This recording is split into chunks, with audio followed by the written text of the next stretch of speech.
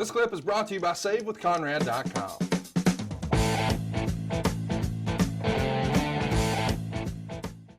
Okay, time out. What does it say about how great Michael Hayes is at what he does and how much Vince appreciates him when you consider the stories about him almost pissing on Linda, the airplane ride from hell, Stephanie's wedding, just on and on and on? The guy is a wrestling genius. What other explanation would there be to put up with such crazy behavior? Even one of those stories would get you cut, right? You would think. I mean, think about all the silly stuff that's happened in WWE in the last 30 years that we heard resulted in a firing or a dismissal. Nobody almost pissed on Linda.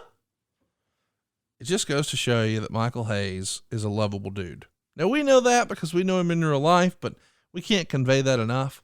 But not only is he a likable dude and easy to love, but my God, he must be a wrestling genius for Vince McMahon to do this. We all know how quirky Vince is. And for him to sort of turn a blind eye, if you will, or just keep him under his employ, God bless you, Michael Hayes. We love you, but apparently not as much as Vince does. Let's get back to it. Something to wrestle with Michael Hayes. Well, they were free at the wedding, the famous Hunter Hearst Helmsley, Stephanie McMahon wedding. A pretty famous story here. Maybe he was overserved a little bit. Wade Keller would write, Michael Hayes made a spectacle of himself at the wedding of Triple H and Stephanie McMahon. An attendee paraphrased Hayes' drunken wedding reception antics. First, Hayes got on stage and performed Jailhouse Rock with the wedding band, and his performance drew a few uncomfortable chuckles and was considered out of place by many of those in attendance. Wrong. That was fucking on fire and was one of the highlights of the wedding. The Jailhouse Rock performance was off the chart great. Where Michaels lost everyone was when he took the stage again later that night and wanted to perform another song. This time the band refused, which led Hayes to berate them. Hayes decided to sing without the band supporting him, and based on one reception attendee's account, Hayes said something along these lines.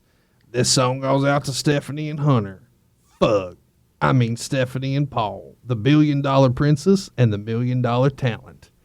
He starts singing a song, encourages everyone to join in, and specifically Kurt Angle speaks up and says that you're making a fool out of yourself. And eventually Linda takes the stage, snatches the mic away from Hayes, and says, "Thank you, Michael," in the most sarcastic manner. It was described to the Torch as low class and low brow, everything Vince McMahon doesn't want it to be. Allegedly, Triple H was pissed off by Hayes' antics, as were a number of guests. Nobody wanted to throw the first punch and mess up the wedding, but he had one coming, said one observer. You were there. What did you think of the encore performance by Mr. Hayes? Highly entertaining. He might have had a little too much to drink, but he, like I said, the first performance, he tore the house down, and I don't think anybody was disappointed by that one. That one was absolutely great. Then when he went on to sing a song that no one knew what he was trying to sing, and there might have been a F word in there, but that was absolutely classic. And when Kurt went up to say, "Hey, Michael, why don't you, come on, what are you going to do? What are you going to do, shoot on me?" And that's when Linda intervened and just took the microphone and thanked him very much. And Michael went, "I think I'm going to go to bed now.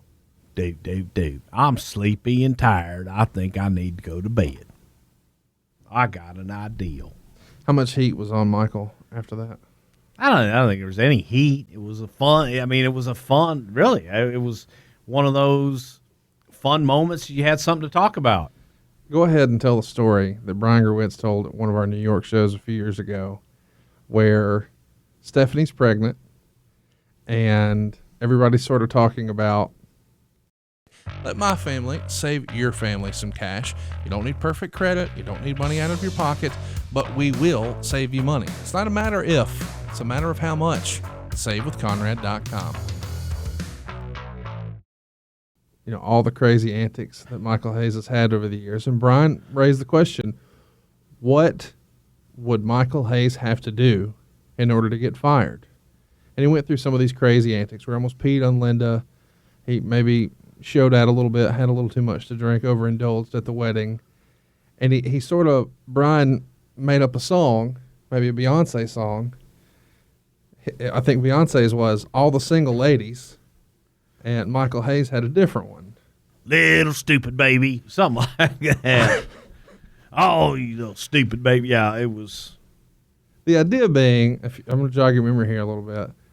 Brian, he would do an impression of Michael Hayes, and he would say, "That baby don't know shit.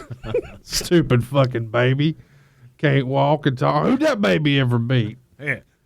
That little baby ain't done shit. And then he broke into all stupid babies. You're a stupid baby. Yeah, we had fun with that. Talk about Brian and Michael's relationship. Brian Gewirtz was the lead writer of Raw, extremely talented. Brian listens to our show, so shout out to Brian. Yeah, well, you just butchered Fuck his him. story, by the way. I know I did. I teed it up as good as I could. Yeah, but you know what? It's just come to a show sometime. Well, I guess we're out of shows. yeah. so. Well, you know, Oh, it well. happens. But no, they had Brian was Raw and Michael was SmackDown. Dude.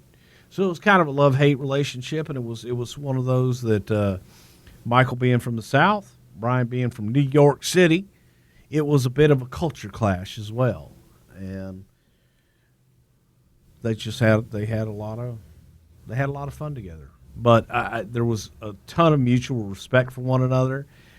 But it was fun to listen to the interaction. Is Brian learned an awful lot about the South, and Michael learned an awful lot about the North.